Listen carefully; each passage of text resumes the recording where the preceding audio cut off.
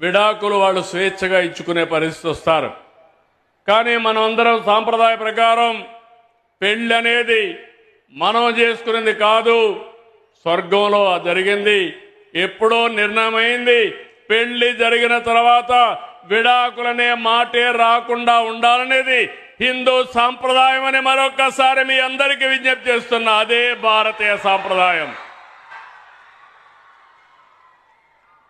కుటుంబ వ్యవస్థను కాపాడుకునే ఏకైక దేశం భారతదేశం. అది హిందువులు కావచ్చు, ముస్లింలు కావచ్చు, క్రిస్టియన్స్ కావచ్చు. అది ఒక్క భారతదేశానికి, ఇండియాకే సొంతం అని చెప్పి కూడా నేను మీకు తెలియజేస్తున్నా. ఇలాంటి గొప్ప విలువలతో మనం ముందుకు పోతున్నాం. సంపద అవసరం, పేదరికం ఉండడానికి వీలు లేదు. అదే సమయంలో విలువలు